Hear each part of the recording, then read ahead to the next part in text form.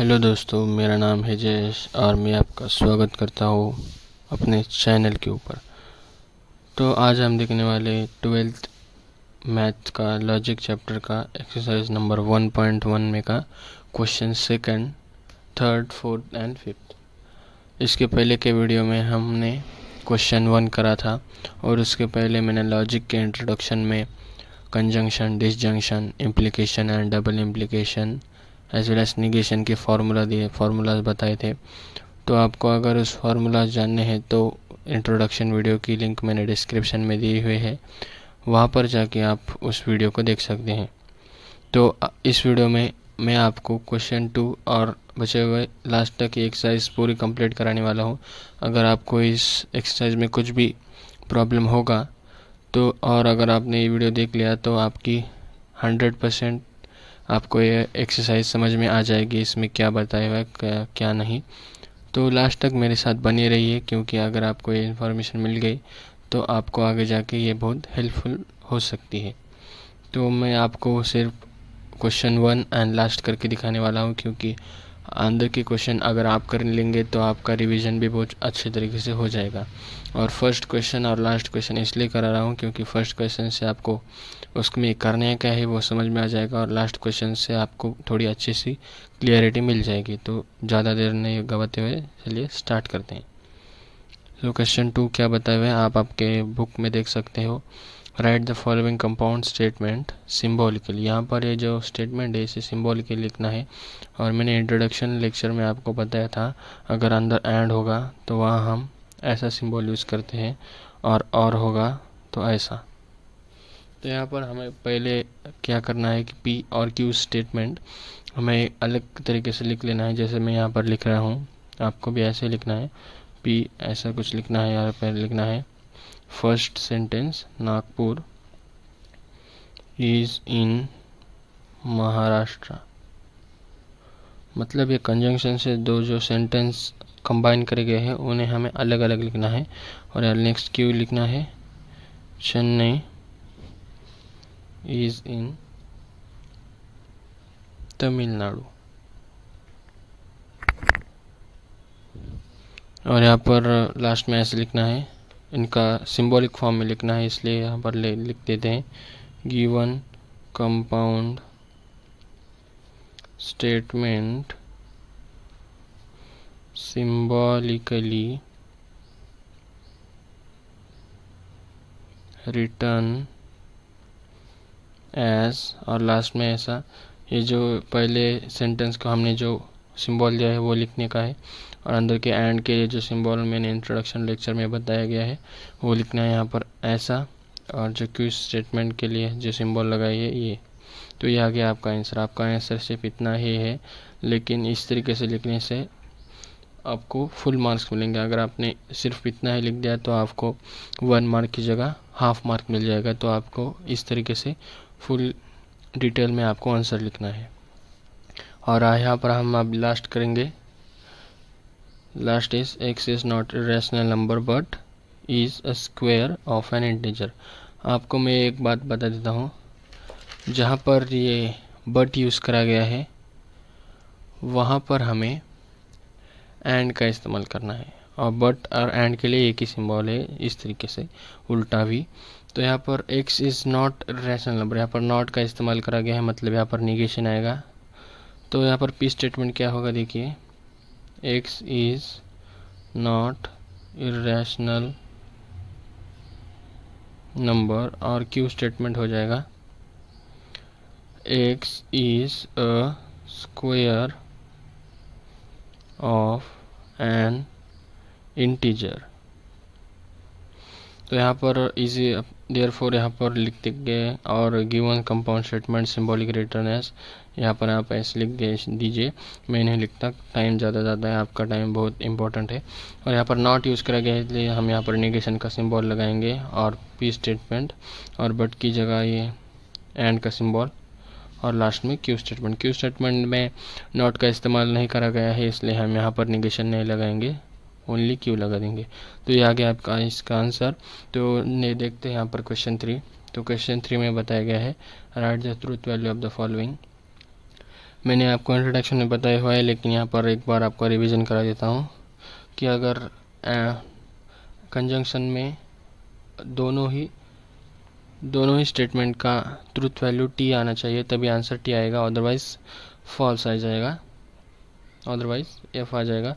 और का रूल ये है कि दोनों ट्रूथ वैल्यू एफ आने चाहिए, तभी आंसर एफ आएगा, अदरवाइज आंसर टी आएगा। और इम्प्लीकेशन का ये है कि पहला टी आना चाहिए स्टेटमेंट का ट्रूथ वैल्यू, और दूसरे स्टेटमेंट का ट्रूथ वैल्यू आना चाहिए एफ, तभी आंसर एफ आएगा, अदरवाइज टी। अदरवाइज का मतलब यही है कि अगर ये स्टार्टिंग में ये और लास्ट में यही आना चाहिए, अगर स्टार्टिंग में एफ आएगा और एंडिंग में टी आएगा, ऐसे कुछ भी होगा तो नहीं चलेगा, सिर्फ इस फॉर्म में ही आंसर आना चाहिए, तभी आंसर एफ आएगा। और डबल इम्प्लीकेशन का फॉर्म है दोनों भी इक्वल, मतलब ट्रूथ वैल्यू दोनों की सेम होनी चाहिए, तभी आंसर टी आएगा। और अगर एफ भी होगा तो भी आंसर टी आएगा, अदरवाइज एफ आ जाएगा आंसर। और नेगेशन का फॉर्मूला ये है, मतलब रूल ये है कि अगर आंसर टी आ गया तो आपको एफ करना है, और आंसर एफ आ गया तो आपको टी करना है। कुछ इस तरीके से आपको करना है। तो देखिए यहाँ पर इसके लिए बहुत इंपॉर्टेंट है 4 इज़ ऑड, यहाँ पर पी स्टेटमेंट कुछ इस तरीके से लेना है, 4 इज़ ऑड, और क्यों क्या करना है 1 इज़ प्राइम। तो यहाँ पर हमें मालूम है 4 इज़ ऑड नंबर नहीं है, इसलिए यहाँ पर इसकी ट्रूथ वैल्यू फॉल्स आ जाएगी, मतलब एफ। एंड यहाँ पर कौन सा इस्तेमाल करेंगे, और के लिए हमें मालूम है वी यूज़ करना है। और क्यू की ट्रूथ वैल्यू क्या आ जाएगी, क्यू की ट्रूथ वैल्यू भी फॉल्स आ जाएगी, क्योंकि 1 इज़ प्राइम नंबर नहीं है, तो एफ देयरफॉर फिर ऐसा आ जाएगा पी। यहाँ पर और इस्तेमाल करा गया इसलिए वी और क्यू, यहाँ पर एफ और एफ। यहाँ पर हमने बताया गया है अगर डिसजंक्शन के फॉर्मूले में दोनों आंसर एफ आ जाएंगे तो इसका आंसर एफ आ जाएगा, तो ये रही इसकी truth value. So therefore truth value of the following, ऐसे लिख देना है आपको, truth value of the question is F, ऐसे। और देखते हैं लास्ट, यहाँ पर पी स्टेटमेंट कर देना है 24 is a composite number, and Q कर देना है 17 इज़ अ प्राइम नंबर। तो 24 ये कंपोजिट नंबर है क्या, तो यस 24 ये कंपोजिट नंबर है, तो इसकी ट्रूथ वैल्यू आ जाएगी टी। और क्यू प्राइम नंबर है क्या, तो क्यू भी प्राइम नंबर है, तो इसकी टी आ जाएगी। और यहाँ पर और इस्तेमाल कराया गया है, तो यहाँ पर वी आ जाएगा, तो पी और Q is equal to T और टी। लेकिन डिसजंक्शन का फॉर्मूला, यहाँ पर डिसजंक्शन मतलब यही होता है, डिसजंक्शन मतलब ये होता है, डिसजंक्शन मतलब वी एंड और कंजंक्शन बोले तो कंजंक्शन ये होता है, कंजंक्शन को हम एंड भी बोलते हैं। कंजंक्शन का रूल मतलब एंड का रूल, और डिसजंक्शन का रूल मतलब ऑल का रूल, ठीक है। तो लेकिन डिसजंक्शन के रूल में तो दोनों भी एफ होने चाहिए, तभी आंसर एफ आएगा, अदरवाइज टी आएगा। तो देयरफॉर यहाँ पर आंसर अदरवाइज में चला जाएगा, तो यहाँ पर इसकी ट्रूथ वैल्यू है टी। तो ऐसे आपको दूसरे क्वेश्चन करने हैं। तो अब हम देखते हैं क्वेश्चन 4। क्वेश्चन 4 में बताया गया है पी एंड क्यू की वैल्यू ट्रू है, और आर एन एस की वैल्यू एफ है। तो यहाँ पर वैसे आप यहाँ पर पुट कर देना है पी की वैल्यू क्या है टी, और क्यू की वैल्यू क्या है, क्यू की वैल्यू भी टी है, एंड आर की वैल्यू एफ है। तो हमने यहाँ पर पहले ये ब्रैकेट सॉल्व कर लेना है। यहाँ पर कंजंक्शन का रूल इस्तेमाल होगा, पहला टी और दूसरा एफ है, तो यहाँ पर अदरवाइज में चला जाएगा, क्योंकि दोनों भी टी होने चाहिए तभी आंसर टी आएगा, तो यहाँ पर इसका आंसर एफ आ जाएगा। और डिसजंक्शन का भी रूल हमें मालूम है, दोनों का आंसर एफ आएगा तभी आंसर एफ आएगा, नहीं तो आंसर टी आ जाएगा यहाँ पर, इसलिए इसका आंसर टी अदरवाइज में चला जाएगा। आपको इसका डिटेल में देने के लिए आपको एक बार इसके रूल याद कर लीजिए, तभी आपको ईजी जाएगा, नहीं तो ये आपको ये क्वेश्चन थोड़ा डिफिकल्ट लगने लगेगा, मुझे भी मालूम है। तो लास्ट देखते हैं, यहाँ पर पहले ब्रैकेट सॉल्व कर लेते हैं। यहाँ पर नेगेशन पी, मतलब पी की वैल्यू क्या है टी है, लेकिन टी का नेगेशन मतलब यहाँ पर मैंने बताया था टी का नेगेशन मतलब एफ आता है, एंड और आर का वैल्यू क्या है, आर का वैल्यू एफ है। फिर यहाँ पर और लगा देना है, एस का वैल्यू क्या है एफ है, और नेगेशन क्यू का वैल्यू टी है, लेकिन यहाँ पर नेगेशन लगाने के बाद उसका वैल्यू एफ हो जाएगा, और यहाँ पर डबल इम्प्लीकेशन ब्रैकेट, यहाँ पर डबल इम्प्लीकेशन, पी का वैल्यू क्या है, टी है, एंड क्यू का वैल्यू क्या है, एफ है। तो अभी हमें इसका एफ एंड एफ, यहाँ पर ये कंजंक्शन है और दोनों ही टी होने चाहिए तभी आंसर टी आएगा, अदरवाइज एफ आएगा। तो यहाँ पर इसका अदरवाइज में चला जाएगा, इसका आंसर एफ आ जाएगा। तो ये पूरा हमने सॉल्व करा है। यहाँ पर ये सिंबल एज इट इज़, क्योंकि ये ब्रैकेट अलग है और ये ब्रैकेट अलग है, तो ये सिंबल यहाँ पर आ जाएगा। दोनों एफ एफ है, लेकिन इम्प्लीकेशन का फॉर्मूला में पहला टी आना चाहिए और दूसरा एफ, तभी आंसर एफ आएगा, इसलिए ये अदरवाइज में चला जाएगा, तो इसका आंसर टी आ जाएगा। तो bracket close. And next conjunction का फॉर्मूले में दोनों का आंसर टी आना चाहिए तभी आंसर टी आएगा, ये अदरवाइज में चला जाएगा, तो इसलिए इसका आंसर एफ आ जाएगा। और यहाँ पर देखिए ये किसका है, डिसजंक्शन का है, दोनों भी एफ होने चाहिए तभी आंसर एफ आएगा, नहीं तो ये अदरवाइज में चला जाएगा, तो इसका आंसर टी आएगा।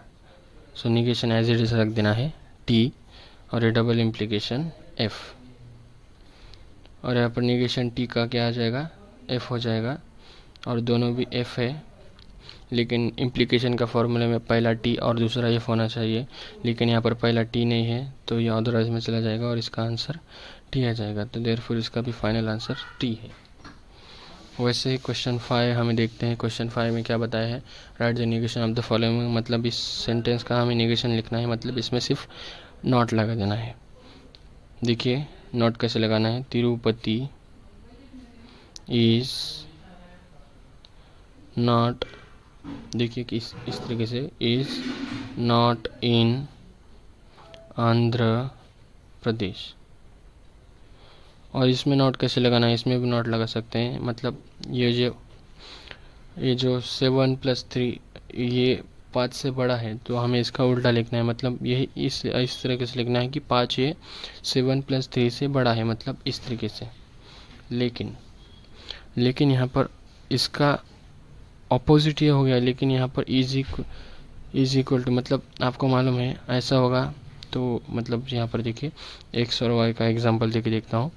एक्स ये वाई से बड़ा है, जिसकी तरफ मुंह होगा वो बड़ा होता है, एक्स ये वाई से बड़ा है, और अगर हम इस तरीके से लिखेंगे तो वाई एक्स से बड़ा है, और इस तरीके से लिखेंगे तो एक्स जो है वाई से बड़ा भी है और इसके इक्वल भी है, और इस तरीके से लिखेंगे तो एक्स वाई से छोटा भी है और उसके बराबर भी है।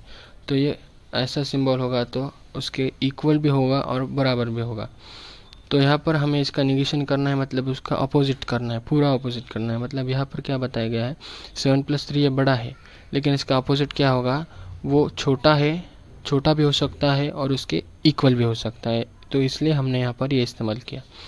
तो गैस, अगर आपको हमारा वीडियो पसंद आ रहा है तो हमारे वीडियो को लाइक कीजिए, शेयर कीजिए और हमारे चैनल को सब्सक्राइब कीजिए। Thanks for watching this video.